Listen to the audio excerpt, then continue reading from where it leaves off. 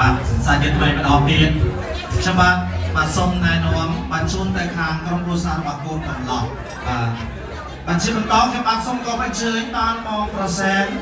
និងភរិយាគ្រីស្ទីណាបាទសូមអញ្ជើញទៅដំណើរអានបងជ័យស្មីស្ពីតព្រះបាទអញ្ជើញមកកាន់នៅបាទវេទិការបស់យើងបាទនៅខាងនំមាសនំប្រាក់តែកូនកន្លះកូនរបស់យើងនៅក្នុងកម្មវិធីបញ្ចុះនេះវិញទៅមកបន្តិចទៀត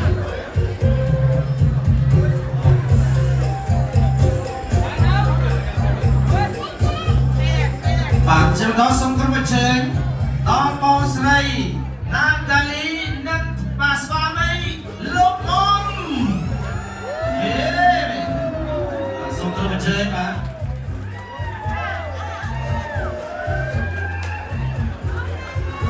រងស្អាតនេះបងខ្ញុំ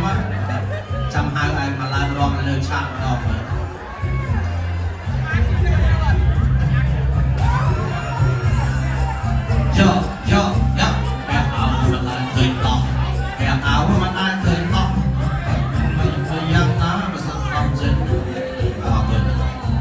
បាទជាបន្តទៀតខ្ញុំបាទសូមគោរពអញ្ជើញទៅដល់បងប្រុសចានីនិងភរិយាលីអូ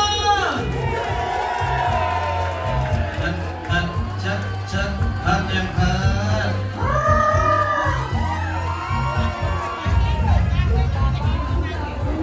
៉ាងតែបងចាំមកទេជាបន្តទៀត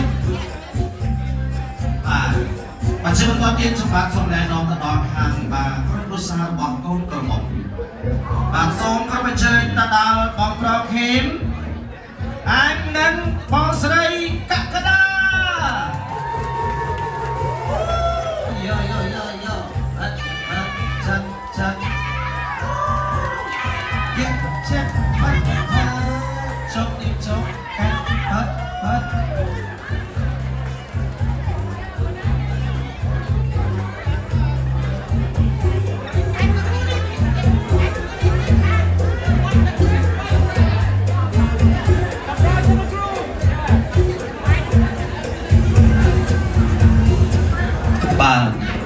ជាបន្តទៀតខ្ញុំបាទសូមមកគោរពអញ្ជើញដល់បងរំខីម